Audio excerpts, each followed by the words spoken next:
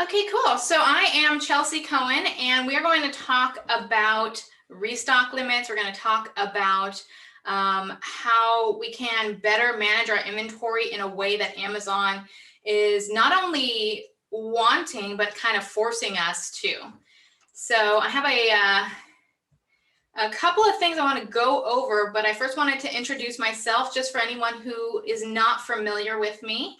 And my name is Chelsea Cohen. I am the co-founder of SellThrough, and I've been a seller since 2014. I have been coaching and consulting since probably about 2016, maybe late 2015, and really like helping people, really like helping other entrepreneurs. Found that is a big part of my passion. One of the things that happened in late 2017, I started realizing that I was having a lot of trouble with margins. And so I dove into that, tried to figure out what are those things that I could control, right? That there are some things that you can't control when certain products are priced downward in the market because of competition, supply and demand. Are things that you can't necessarily control, but the things that you can control are where you're spending your money and how much money is going into the process of selling products. And I found that inventory was one of those places that I felt like I was spending a lot of money and too much money unnecessarily. Things like stock outs, expensive air shipments for sending inventory late, overstocking on some products and then paying a ton in fees. All of these things were adding up and just eating into my margins. And so I dove into inventory management, tried to figure out what it was that I could do to better my systems. And in the process, started looking for softwares and found that there were no softwares that were really working to do what I wanted. So went to my mastermind groups and they kind of said the same things. Nothing is working right, and we're back to spreadsheets. So I figured there's an opportunity to explore that. And how is it that, you know, in today's age, we're in, back then it was 2018, we can't find a way to automate the system better. And that's how I got into SellThrough and creating SellThrough. And basically for the past 3 years, I've been sleeping and breathing inventory management, and have spoken to many sellers in the 6, 7, and 8 figure earner category about their inventory management, about their processes. I've also spoken to a lot of brand owners, aggregators, and some PPC agencies as well, and really learned that there are specific things that we as Amazon sellers are not doing, specific systems that are not being properly utilized to help to make the whole inventory process better and easier, and therefore more efficient and more profitable. So that's a little bit about me, why I do what I do, and why I'm talking to you today about the subject of inventory management. So go ahead and let me know if you can see my screen. I should be sharing a slide right now, storage type inventory strategies, how to understanding and managing according to the new storage algorithm. So that's what I'm going to be talking about. Quickly type in the chat to let me know if you can see my screen so that I'm not showing you the wrong thing. Okay, cool. All right, so the first thing that I want to do, okay, great, thank you so much. Good, you guys can see that, fantastic. All right, so this is just, you know, a little bit about me. I did go over that, but I did want to talk to you face to face. So yeah, my struggle in all of this was paying too much for inventory management, too many fees. Probably all sounds very familiar to you, especially now with what we're dealing with. We had no idea back when we started diving into inventory that things would get this crazy on the inventory front on Amazon and with their policies. So this is my business partner. He's the co-founder of Thomason.com. He's the one who helped me put this whole thing together. He's been building software for a long time. If you've dealt with someone named Dan on any of the customer service lines, as some of you are SellThrough users or have, you know, talked to some of our team, that is Dan. Dan is one of the co-founders, and he is still staying connected on the customer service side of things so that he can know what exactly it is that we need to do to continue to advance the software. So both of us are very much connected to the process and have talked to and worked with a ton. We're talking hundreds of Amazon sellers and brand owners. All right, so the first thing I wanted to do is talk about storage type limits to explain some of the key metrics that are most important to Amazon right now. Once you understand what Amazon is doing and why they're doing it, it'll make a bit more sense. It's not always fun, but at least you understand a little bit more what the thought is behind why Amazon is doing what they're doing, and then you can adjust your strategies accordingly. So that's why I want to cover this first, this new switch to storage type limits, right? So the first thing to understand is that Amazon never intended to be a storage facility, right? They didn't intend for you to park your goods indefinitely there, right? As a storage facility. They always wanted to be a distribution center. They wanted to move product. And so over the years, as things have gone on, there have been dud products that we as sellers haven't necessarily been extremely incentivized to move, right? There are long-term storage fees, but there isn't a huge incentive for us to take our time out of our busy schedule to figure out how to get rid of that inventory. And so Amazon has created these policies to really force the issue, to really become a distribution center, to come back to that. And a big reason behind this is because they're expanding at such a pace that they're just getting overrun. And we can tell this by the amount of the length of time that it takes for them to check in our inventory sometimes. We're looking at, wait times to even get an appointment to get pallets into the warehouses. And then we're looking at, once they're there, how long does it take to get them to check in? How much inventory is just sitting in their parking lots, not being able to be checked in because they just don't have the room and they don't have the capacity to be able to process that inventory. So they're really shifting things in a big way. It's been very difficult for us. There was no real warning, but that is the crux of what is going on, is that their systems aren't working as they should be working. And so they're making policies to adjust that. And that's why once we know the key metrics, we can start to move in the direction where Amazon actually likes what we're doing. So we, get more space or are just simply running more efficiently and can actually, have a better system in place to stay in stock at all times. Right, I do see there's a question. I'm going to jump in and check out what this question is. Will there be a recording? Oh, goodness. Let me see. Yes, there will be a recording. I thank you so much for reminding me. It looks like we are, let's see.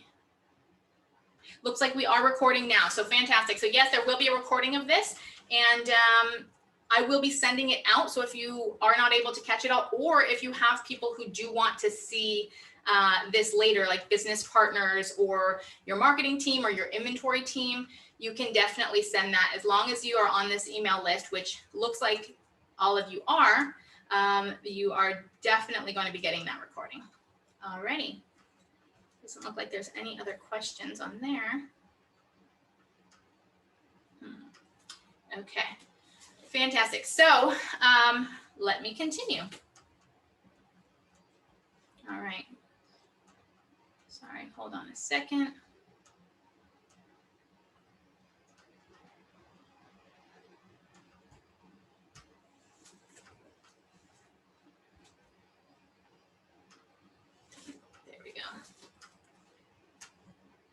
Okay, so I wanted to talk about sell-through rate. All right, so sell-through rate. One of the key metrics for Amazon is sell-through rate. This is one of the most important metrics now. So it's very important to understand what that is, right? So, pardon me, I'm just having some technical difficulties with Zoom at the moment.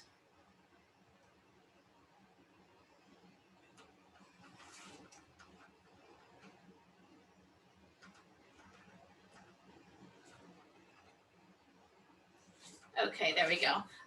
If you could type something in the chat, let me know that you can still hear me. I'm just having a couple of technical difficulties. Okay, fantastic. Yes, it's recording. Okay, good.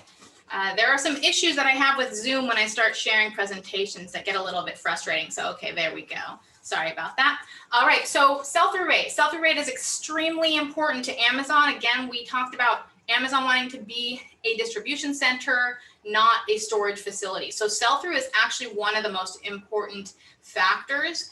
And if you look at IPI and you look at what are those things that they're most interested in, they're most interested in sell-through and that you're actually moving your product. They have, there's the stocking out, there's sell-through, there's excess inventory, and then there's stranded inventory. Stranded inventory means that inventory can't be sold. So that in essence is going to affect your sell-through. Excess inventory also is another way of looking at how good or bad you are at sell-through or selling your product. So a lot of those metrics have to do with moving inventory quickly in, through, and out of the Amazon system. So sell-through is vitally important. So it's important to know how exactly Amazon is calculating this. And this is something you can actually find on the Amazon website. I believe if you go to the dashboard and you look at Amazon's restock recommendations, you can hover over your sell-through, and this definition that I have right here is the exact definition that Amazon gives regarding sell-through rate. So they say that your FBA rolling 90-day sell-through rate is the number of units sold and shipped over the past 90 days divided by the average number of units available at fulfillment centers during that time, right? So this is important to know. A lot of times we consider sell-through rate having to do with a monthly basis or a monthly turnover. So we look at, one being you turn it over every month, but they're looking at 90 days. So if you look at their calculations, and I have a formula right here, you can see that monthly turnover is represented a bit differently. So if you see, that you have 1 or 1.2 or 1.5, that doesn't mean that you're turning over more than monthly. It's looking at a 90-day period. So you see that sell-through is that 90-day period and then looks at what the average number of units that you had available during that time, and it divides it by that number. So if you sold 9,000 units over 90 days and you kept 3,000 units basically on average at Amazon, then you're looking at 3 as a sell-through rate. So if you have a monthly turnover, you have a sell-through rate of 3. And you can find this in your IPI. It'll give you that sell-through rate.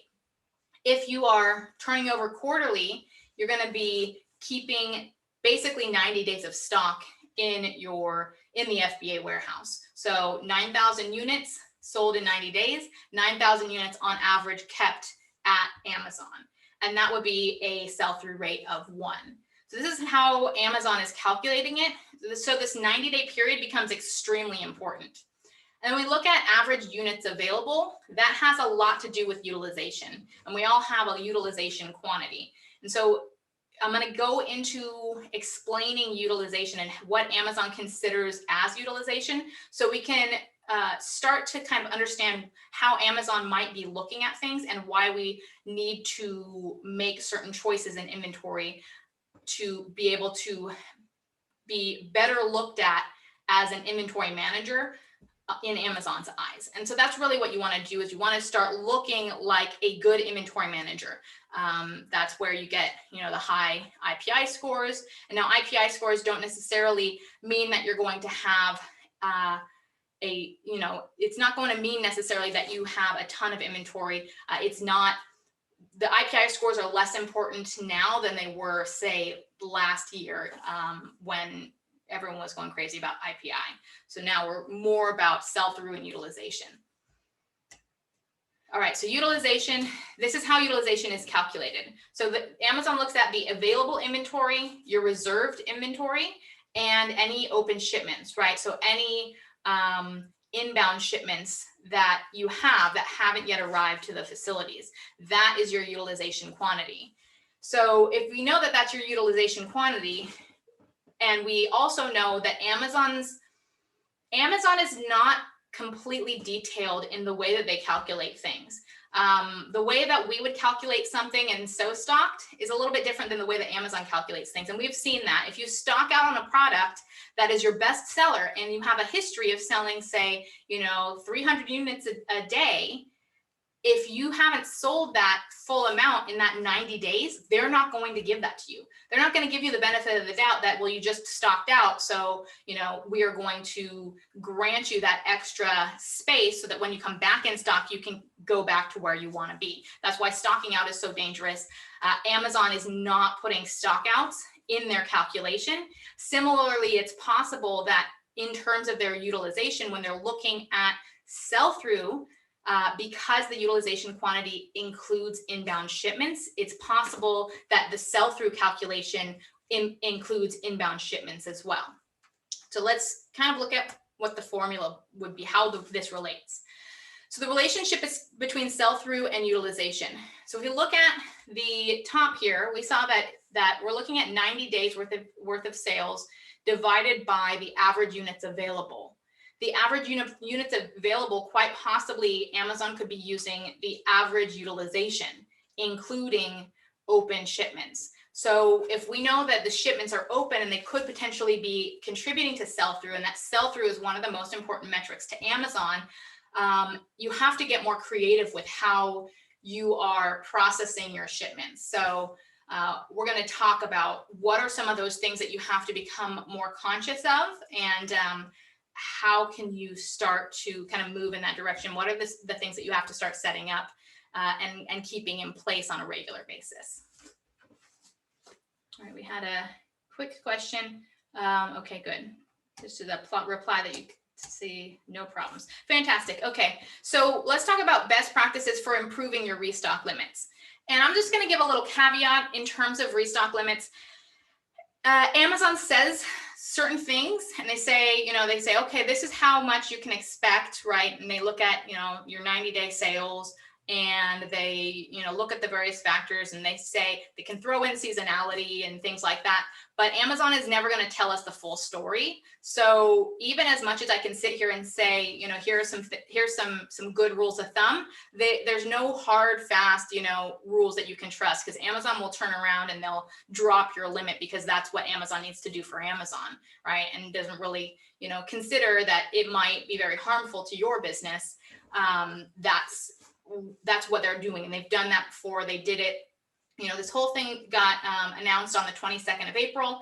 By May 16th, they did a big drop, and they sent an email out acknowledging that that's what they were doing. And they said it was because they were trying to get to be able to get everybody's inventory into Amazon in order to meet the Prime Day deadline.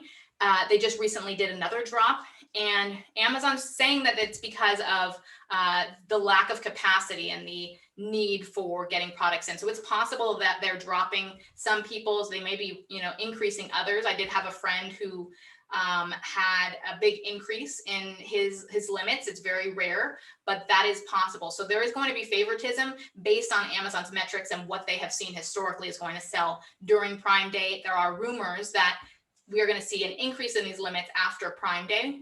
They expect to move a lot of inventory during that time. So a lot of space should start freeing up, and we should be able to, theoretically see more space open up. But it is a juggling match. All right, so let's get down to it. We're going to talk about some things that you might already know and have done. We're going to talk about it in light of the metrics that Amazon is most focused on. So delete unnecessary inbound shipments immediately.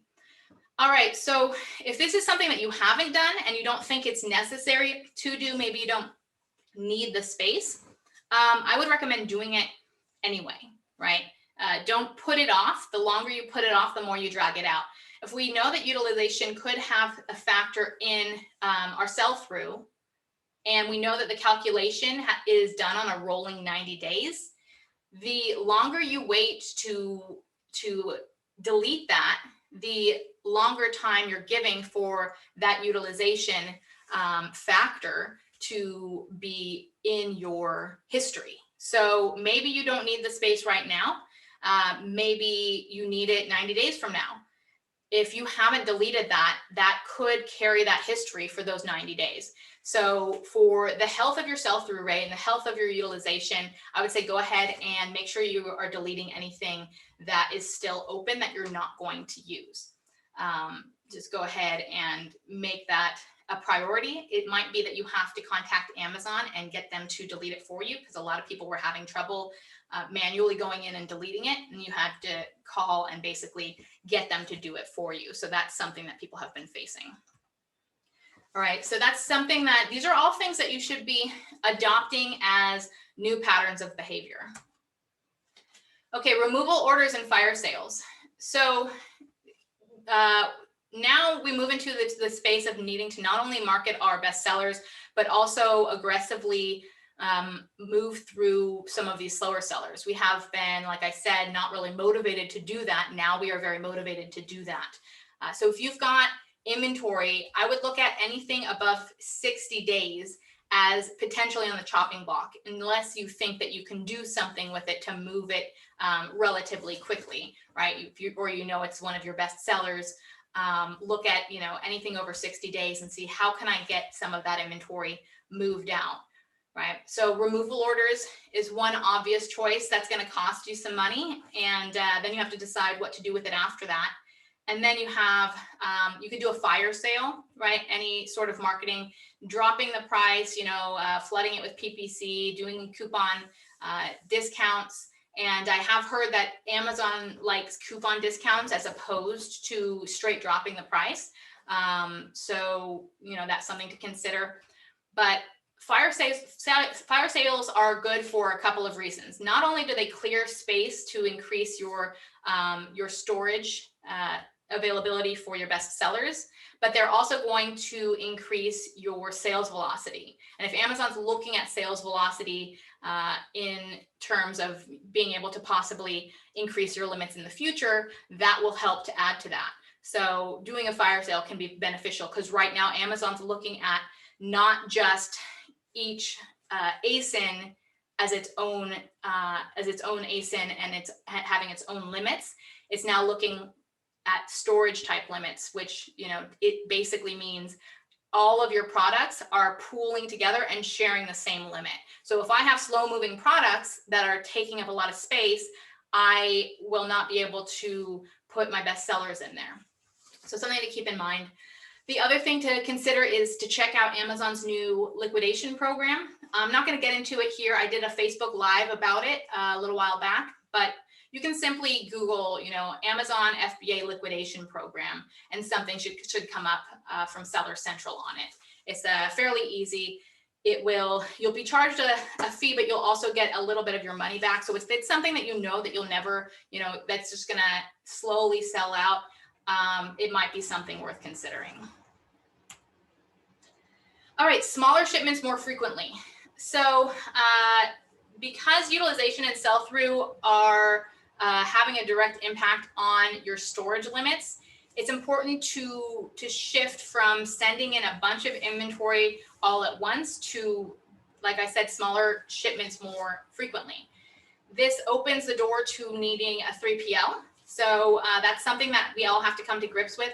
We need to start adopting our own 3PLs. If you haven't gotten a 3PL yet, it's something that you're going to become quite familiar with if you want to really move at speed in Amazon's new world. All right. Faster FBA shipping time. So this is a similar thing. So if we have faster shipping times, what this basically means is from the point that you create your FBA label to the point it actually arrives at Amazon, the point you create your FBA label and you create that shipping plan, it starts to count as a part of your utilization. So slapping FBA labels on our packages and putting them on a slow boat from China is something that we're going to have to start rethinking. Because if it takes 30, 45 days to send that inventory or longer, that is that utilization that's being taken up, and it might block you from sending local inventory into your warehouse. And it also is contributing towards slowing your utilization and your sell-through. So it's something to consider. That's one of the things that we are doing. And actually, because the shipping is so unreliable, one of the things that we've been doing is we've been holding back a portion of our inventory. So we'll get a bunch of inventory, place an order, say for 3 months of inventory, send the first month, via boat, and send it. We have to send it to our warehouse. Our warehouse puts the labels on and sends inventory in smaller orders more frequently. And we'll always have an extra amount of inventory being held by our supplier just in case we have to air ship something. So if you are not having a good track record with any of the shipping you've been doing recently, you're not alone. But I will say, don't put all your stuff on that same boat. Always hold stuff back so that in case you have to airship, you can do it. Don't airship unless you have to, but see how things go and then know what your drop dead date is for shipping that inventory over, and then get it shipped over by air, because it's less costly to send by air than to run out of stock because of how Amazon calculates your restock limits. If you stock out, then your restock limits are going to crash. All right. And there are things that you can do to have creative payment structures. Like, we only pay our supplier for what ships out. So if we produce 3 months worth of inventory, but we only ship 1 month out, we'll only have to pay that final deposit for the inventory that we ship out. And they're holding our inventory at their warehouse over time and not charging us. So these are some ways that you can start to make up for the extra cost that you're going to have by having a 3PL and the cost involved with that. All right, okay. Another quick tip for warehousing fees, because every time you have the warehouse handle your cartons, your pallets, they're going to charge you fees. They're probably going to charge you a per carton fee for putting labels on the cartons. They're going to charge you the labor costs. So rethink how many units are in each carton, right? You could save a lot of money in terms of those per carton fees if you were to do that, right? Maybe you have 30 units per carton, but you can go up to 50 units per carton safely, right? And making sure that the boxes are constructed to be able to withstand that weight. And of course, you can always have an inspection company help you with checking that. But it can have a huge immediate impact on your fees. So that's something to keep in mind. We've actually done that. We did that with just one product, which is a relatively modest mover, saving us $8,000 in fees annually.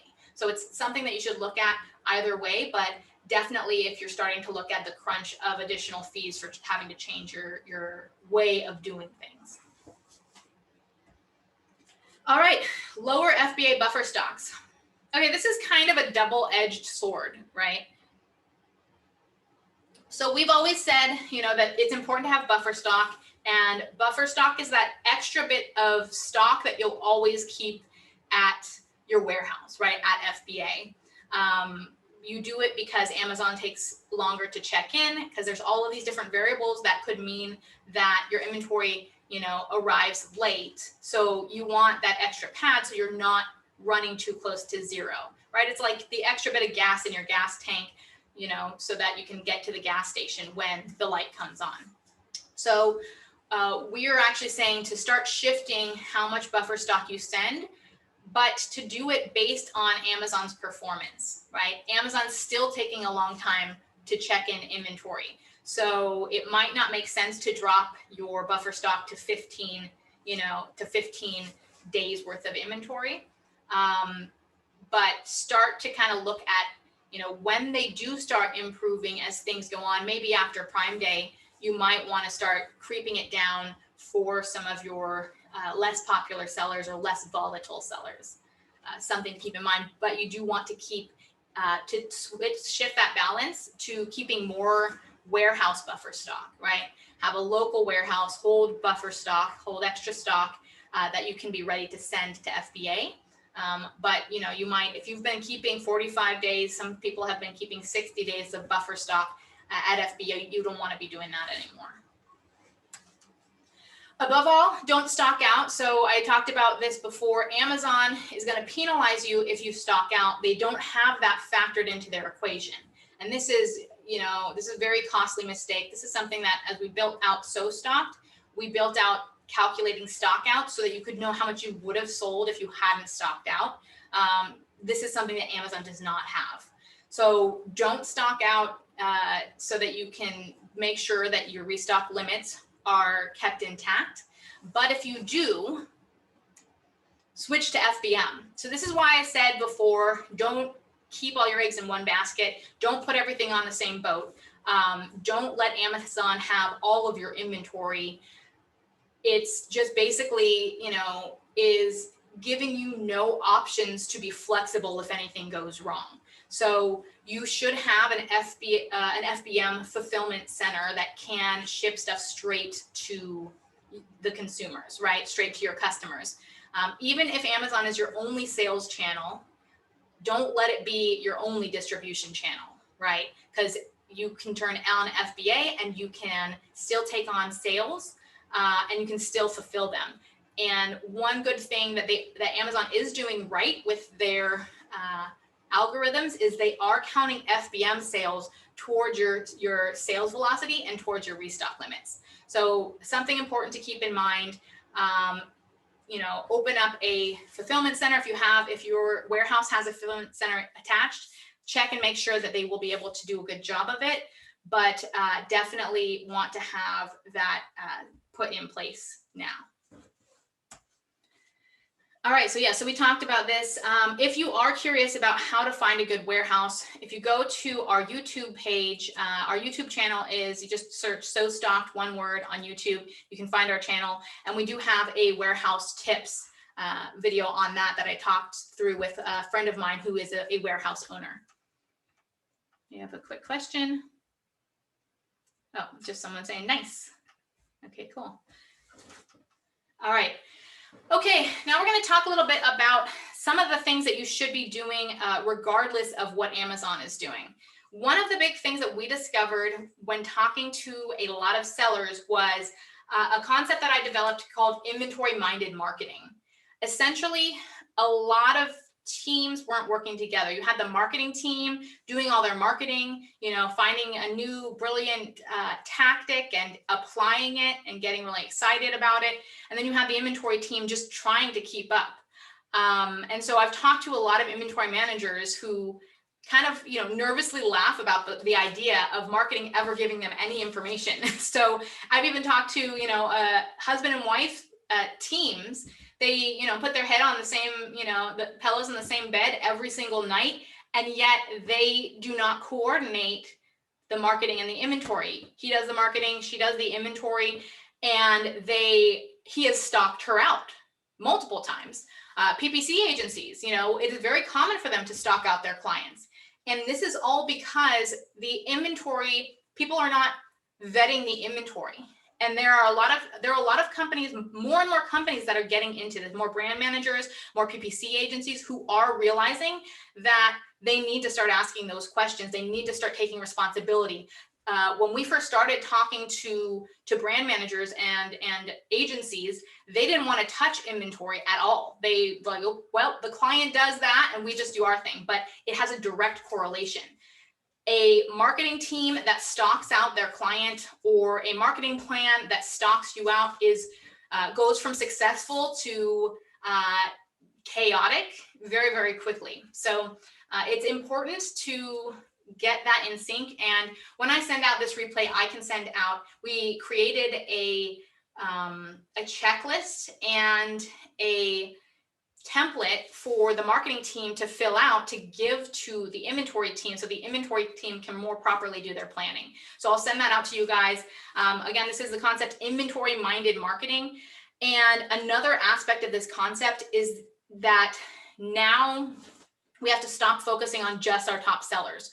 The marketers actually need to take responsibility for the entire catalog and for moving stale inventory out. And that hasn't been something that they've really focused on. So a couple of vital coordination points for marketing and inventory. So the marketing plan needs to give inventory the marketing team gives inventory their marketing plans. And like I mentioned, I actually have a spreadsheet that I can send you guys on this. But the marketing team gives the marketing plan to the inventory team. The inventory team vets it out and then lets the marketing team know, okay, this is good to go. These 2 SKUs are stocking out. So you need to not implement this plan. You actually need to start slowing that one down. And giving them some data, right? So the inventory team in turn, weekly or monthly, needs to provide the stock out risk report, right? The marketing plans should be stretched out for, 3-4 months, because inventory takes a lot longer to turn around. It's a lot slower of a boat to steer than marketing. Marketing is pretty quick, right? So marketing should have longer term plans. Inventory should be giving, weekly or monthly reports. Stock out risk report. And then a stock out risk report when you plug in those plans, so that they can see, based on those plans, what do you have to actually adjust. And part of the thing I'm going to be sending out to you with the marketing plans is a checklist to show that entire flow of coordination through the teams. Slow seller report. So looking at those things that are not moving very, very quickly. Liquidation report. What are those things that just really need to be moved out and not restocked? All of these things. Overstock report could be another variation. And one of the ways that we built out SoStock was to analyze your data so that you could decide what those slow sellers were. For one business, five units a day might be a slow seller. For another, 20 units a day might be a slow seller. So it's different for different businesses. And so we built out a platform that you would be able to search and filter all of those things. It's based on my first attempt to create an inventory system, which was on Airtable. If anyone has not heard of Airtable, go check it out. It's a free software. I like to say that it's like a spreadsheets on steroids, but it has filtering and it has grouping. And so that's what we built into our platform, was the ability to really quickly assess data and then save those as specific dashboards that could then be printed into reports and sent to various different teams, right? So again, the marketing team has to be more responsible for the entire product catalog, and these 2 teams need to work together if they're going to properly scale. I do believe that this is the missing link to scaling. A lot of people talk about cash flow and not having enough cash, and the first question should be, well, how many times did you stock out? Because that really upsets cash flow. The other side of cash flow being improved is moving those products that are just dead weight. They can be an asset or they can be a liability, and those products become a liability in 2 ways: in tying up cash and also in tying up storage space. All right, so understanding inventory best practices. So there are just a couple of other things that I wanted to touch on to make sure that you are looking at your data properly. All right, and I'm going to jump into the software, into SoStock a little bit to kind of give you an idea of how this might look in reality. So the first thing is adjusted velocity.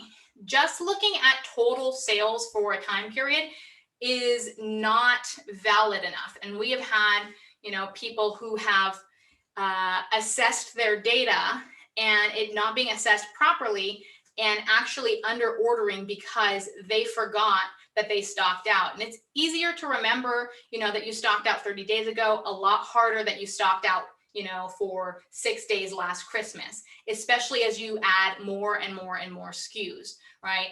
In the wholesale space, this is a big challenge because some of these guys have thousands or tens of thousands of SKUs. So it becomes very difficult to properly analyze your data. So being able to factor out stockouts and to also account for sales spikes. If you had, Martha Stewart mentions you in a Father's Day ad or something like that. If a Father's Day, best selling products for Father's Day, and you have this huge spike, well, you need to remember that you had that and make sure that you don't add it to next year's sales when you're calculating your next year's Father's Day order. Right? Something to keep in mind. All right, so one of the ways that this looks, we'll jump into. I wanted to talk really about how it works. So using averages, not monthly totals, we're looking at a daily adjusted average. You can also look at last year's sales, and then you want to factor out sales spikes, stock outs. You also want to factor out deep discounts if that's something that you've been doing, and also growth trends, possibly, right? So I'm gonna quickly jump into, let's quickly jump into here. All right, so you can see that we can look at, say, for example, our velocity, right? We're looking at the last 30 days of average sales, the last 60 days. We can also look at just last year, right? Let's take the sales from last year for this product, for example. But then we also want to jump in and make sure that our sales spikes and our stock outs are being calculated. So anything that looks like a sales spike, we can actually come in here and, for example, this is a big spike. Maybe that's something that we don't want to have in our forecast. We can just remove it. So you can come in and remove all of these events that would possibly give you a wrong version or a wrong story around what's going to happen to your products in the future, right? What's going to help your data and what's going to hurt your data. And then you have stock outs. So stock outs should be calculated not just at did you have zero inventory, but also you need to find those things that are suspensions, for example, or the days before running out of inventory. What if you've been selling 100 units a day and one day you sell 10 units? That's not something that's normal. So you need to have a system for flagging that, right? So we say, okay, this is a stock out. This is something that is, say I got suspended for half a day, or I ran out of stock and then Amazon was, and then we had zero and then Amazon found 1 unit and that 1 unit counts as a day of sales, throws off your entire average. So eliminating and being able to control those data points is extremely important. All right, I see we have a couple of questions. Let me jump over. Okay. Let's see. Do you have a group chat like WeChat or WhatsApp or Discord where we can be a community? We do have a Facebook group that is available for users of the software. So if you're a user of the software, you can definitely contact me and I can get you connected with that.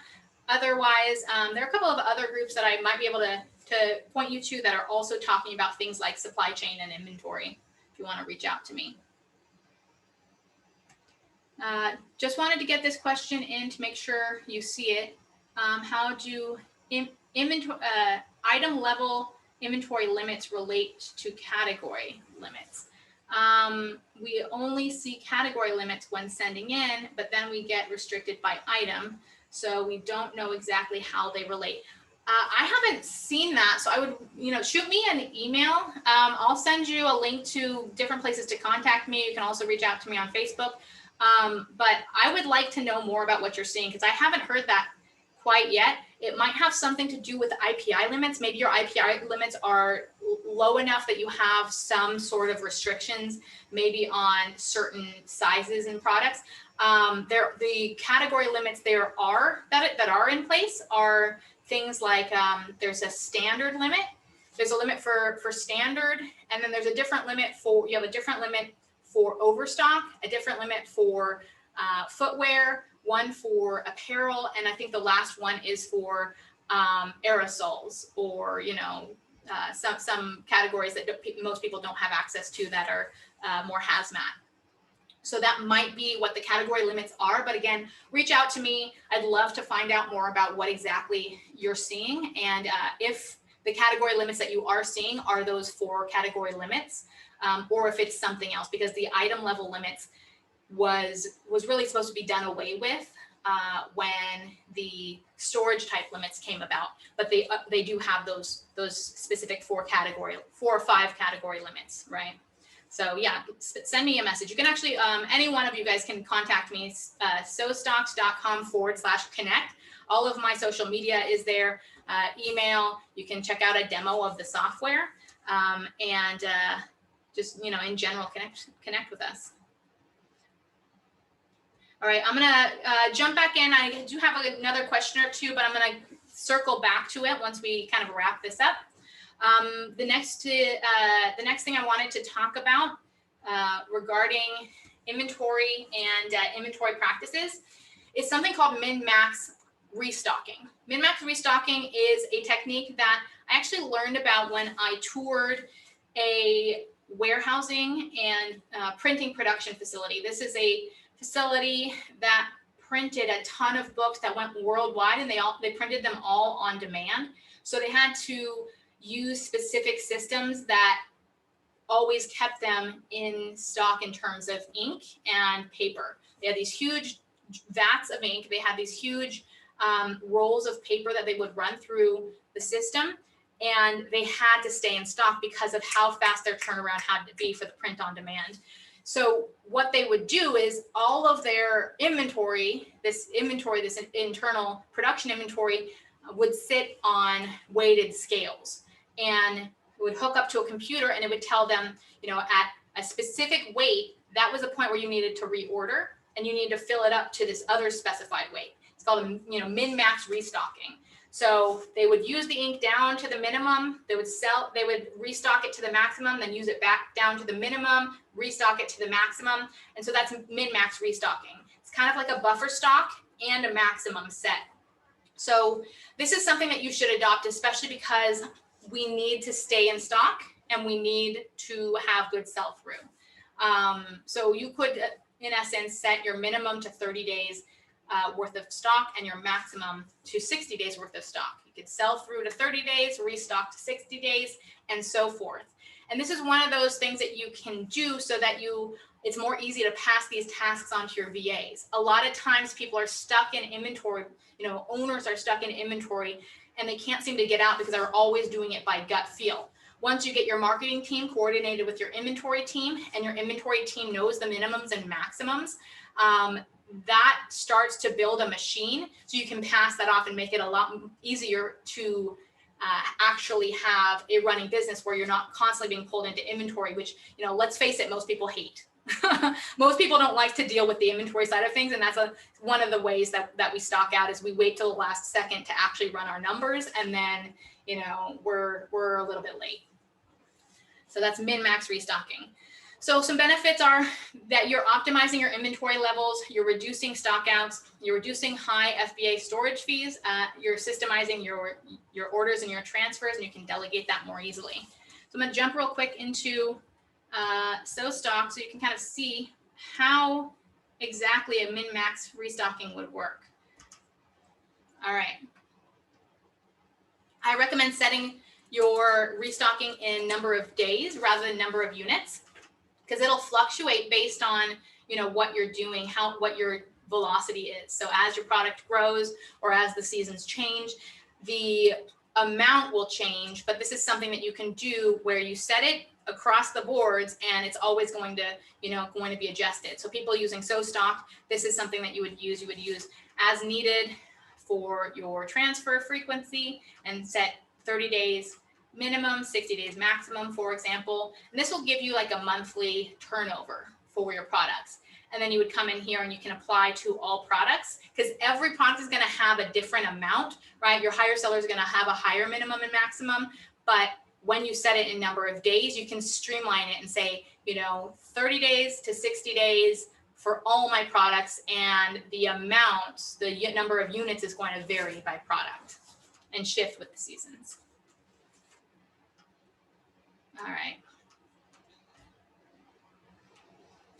Okay, inventory timeline. So I think this is a game changer. No matter what you're doing, some people said that they were using Excel, some people said in their head, an inventory timeline helps you to visualize. A lot of times we have a hard time visualizing, you know, so far into the future. And so this will help you to visualize. It also gets that out of your head, and it helps you to see where you might be making mistakes in your calculation. So An inventory timeline is good for tracking changes over time, visualizing patterns, foreseeing potential stockouts, knowing when you need to place orders and transfers, and then, looking at what your daily inventory count will be moving into the future, and then showing when your inventory is set to arrive.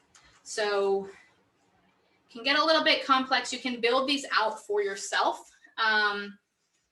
But this is something that SoStock has that, I really love, and I know a lot of other sellers really love this. So it shows, what your inventory count is, what you're supposed to be doing. This is, you're supposed to place a transfer on this day. And then as your inventory goes down, you can actually, see programmed in lightning deals, and it reduces your inventory, shows when inventory is being checked in. And then you can actually see, we can see if there's, so it doesn't look like there's a stock out planned, which is good because we have everything. So if I can falsify a stock out, I might be able to say, increase the manual velocity to potentially show you what a stock out would look like, how you would be able to see a stock out on your, basically see a stock out on your timeline. So here we see 4 days of stock out. Now that I fudged the numbers, you can see it right here. So that's how a timeline can be very, very helpful, is if you've got, your daily velocity, you've got all of these things calculated, it helps you to spot these things. And then of course, like I mentioned, you can jump over to the various different reports, and you've got, stock out risk report. It'll pull up everything that will potentially stock out. You easily download those reports into a spreadsheet that you send to your marketing team. All right. So that's your timeline. Love the timeline. Like I said, it's a game changer in being able to visualize these things. All right, so any inventory management system that you're building, that you are signing up for, that you are utilizing, should do several different things, right? You need to have a way of removing sales spikes, removing stockouts, factoring in things like lightning deals, any email campaigns you're planning, any marketing that you're planning, projecting seasonality, right? Being able to take past data and use it to help you to inform future decisions. Tracking all of your orders and transfers. That's something that I didn't really get into, but we do have a Kanban grid to track all of your orders and transfers based on the lead times. Getting reorder alerts, and then managing all of your FBA, third party, and on order, right? All of your inventory needs to be visible within one place. So you need to have some sort of tracking system to be able to see everything all in one place. So you can see all your orders, and you can see, everything that is available. Let's see, let's go to inventory on hand. So you need to know everything that is available, right, at all of your warehouses, and be able to track that. Do not rely on your warehouse to tell you what they have. They may have an archaic system. They may get the math wrong. They may be using a spreadsheet prone to human error. And we have had two things. We've had a warehouse tell us we had more inventory than we did, and we've had a warehouse tell us we had less inventory than we did. And both times, because we were tracking everything ourselves inside of a system, we were able to go back to them and say, no, that's not correct. You need to update your system, or you need to go look and find my inventory. And we could place our orders on time, and we could place our transfers on time, so that we would avoid stocking out. So don't rely on your warehouse to know more about your business than you do. All right, I did want to answer these couple of questions that came up. Let's see. Okay, so Jawan says, when will SoStock support multiple Amazon accounts? So I can see all of the SKUs on the screen together. So we do have, with multiple Amazon accounts, we do have the ability to toggle between accounts, right? So I can toggle from one account to another. We don't currently have the ability to see all of the SKUs together on the same screen, but you can toggle between accounts very easily. So you shouldn't have to log out of one account and log back into another. There's a way of sharing accounts so that you can access all of your data at once. We can in the future talk about the ability to see things from multiple different accounts on one screen. That might be more of a kind of an agency view if you're running, an agency. that might be something that would be beneficial. We often do surveys to find out what are the most important things. And so we focus on those things coming out. Currently, we're retooling things to be able to better handle the restock limits and decide what are your most important products that you never want to stock out on, and how do you allocate those within your set restock limits. That's one of our top focuses right now. And then integrating with things like Shopify, Walmart, those are coming before the end of summer. So those are all the things we're focused on, and then we pool the users and find out what are the next things moving forward that we're needing to focus on. Right. All right. So Ryan asks, we only see category inventory limits when we create inbound shipments. Where can we find this on Seller Central before we reach that point? Okay, so on the inventory dashboard, inventory performance, where you see your IPI, you scroll down to the bottom, there's something called restock limits. It's a little tab, you click on it, it pops up. It'll show you all of the different categories and how much in limits you have for all of those different categories and how much you're using. So that should help you out. Let me know, again, reach out to me, sostock.com/contact. And let me know if that's not what you're dealing with or what you're looking at, if it's something new. I always like to know some of these new things that we see because it helps us to anticipate and solve their problems for people like you. All right, Manish asks, does SellStock have any plans at integrating other platforms such as Target Plus, Walmart, and Deliver? Yes, so Walmart and Deliver, those are our top five, one of our top five.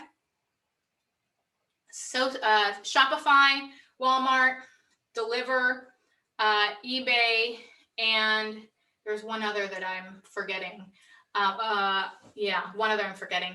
But we're going to be integrating those in, like I said, the coming months. Before the end of summer, we should start pushing these integrations. I know it's one of the big things that people are really, really wanting. We're going to get there a lot sooner, but Brexit came and then this restock limits came. So those Amazon's changes have been kind of forcing us into a corner at some points and slowing down our progress. But there will be someone that we will be bringing on to work on those things solely. So we are constantly expanding the team, and as fast as we can find good talent is how we're bringing people on. So I think we've tripled or quadrupled the team since we first started, and we're continuing to add people all the time. All right, Karen asks, when I look at my inventory report, Amazon will give me a number of how many units it recommends you ship to FBA. Those numbers are much higher than my restock limit. Will sending in the recommended units not work? Yeah. Will it let me create a shipment in excess? So yeah, it won't let you create a shipment for more than your restock limits. Those recommendations are not very helpful right now. They haven't been very helpful at all. They don't factor in things like stock out, sales spikes. They don't factor in your sales plans.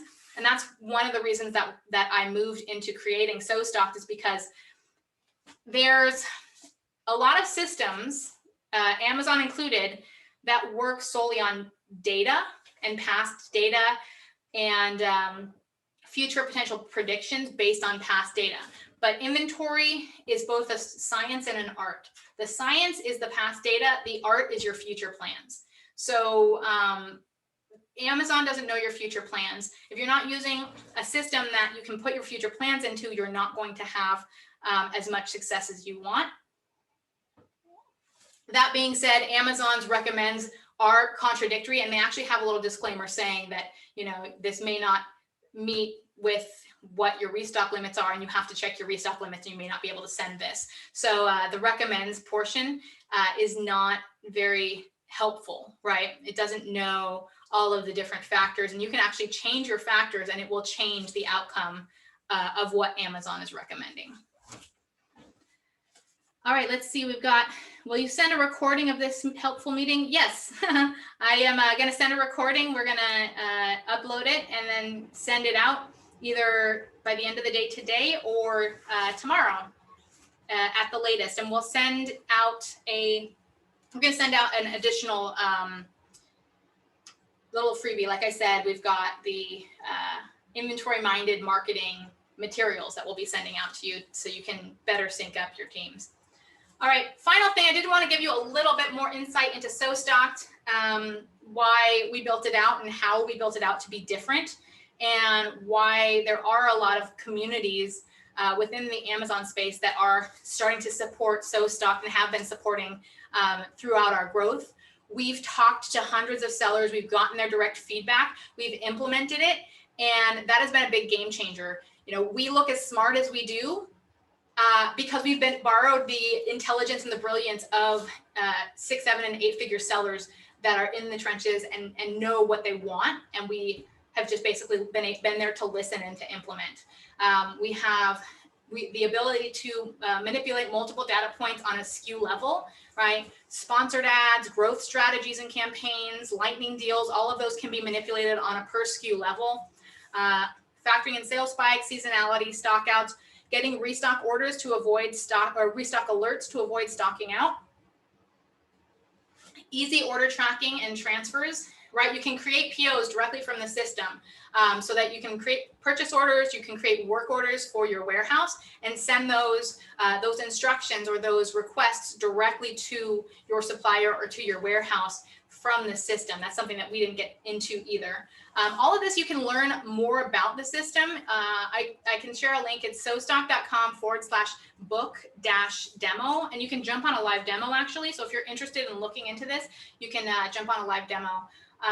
You know, PO creation, bundling workflows, if you do bundling, and then free migration. So if you're in a current system now, or you have just a bunch of spreadsheets and you need help getting into our system, we can help with migrating your data, and we have one-on-one calls where you jump on the phone with someone who knows the system, knows inventory management, and can help you to understand how best to organize the system for your particular business, right?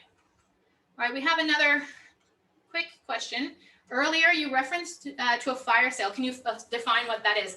Yeah, so a fire sale, originally I believe it was a term for, let's say you had a company who their business caught on fire and they had a bunch of things that they needed to sell because, they had, were going out of business or something like that. It basically has come to mean like a really fast sale where the prices are very, very, low.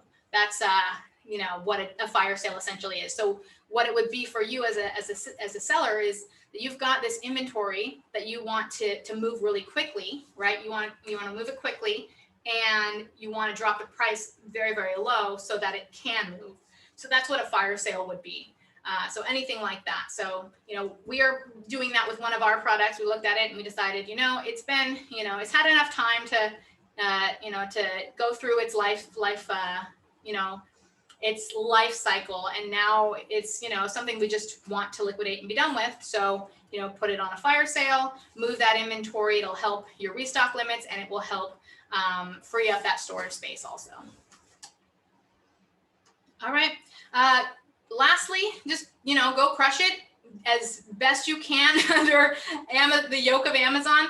But just really getting these systems in will help you to do that, right?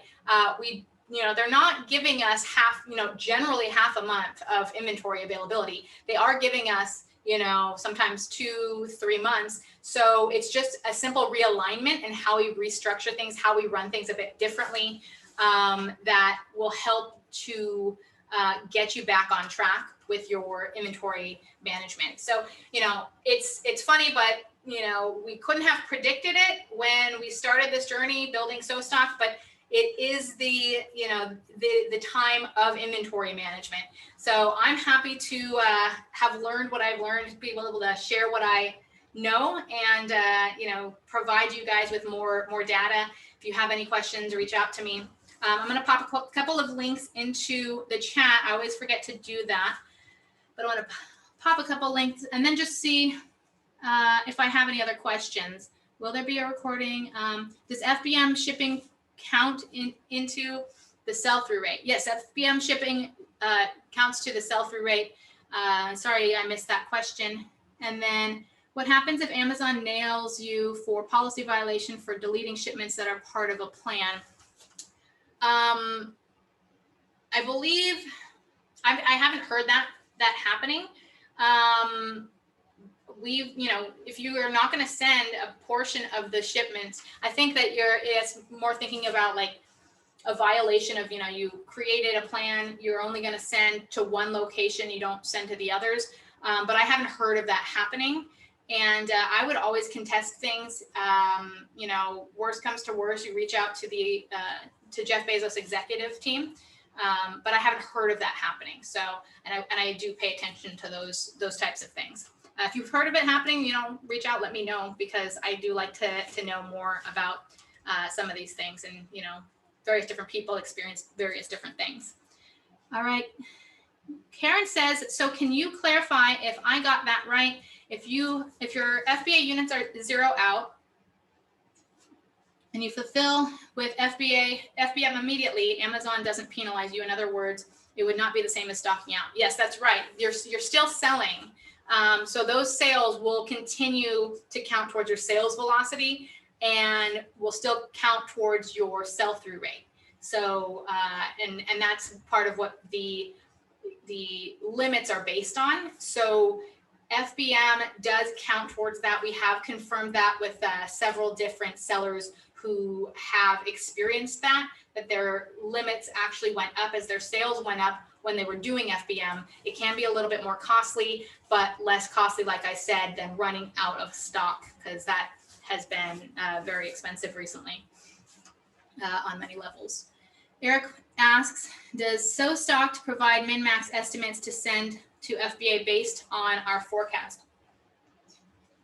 So yes, it will. It will look at what you have coming up, things that you have coming up, and it will assess. It's not just looking at your what are you selling on a daily basis and multiplying it. It's actually looking at the 60 days moving forward. So it's going to send enough for the 60 days moving forward. It's going to look at when is that inventory arriving and what are the 60 days, if you're using 60 days moving forward, rather than, so if you have a lightning deal as part of that, it's going to add the lightning deal as part of it to make sure that you're covered for that lightning deal. So it's looking at on a timeline. It's not just looking at, what is your daily average today and multiplying that by 60. It's looking at the timeline moving forward. So if you've built out certain things in terms of your marketing strategy and you've showed it in SellStock, it's going to look at that.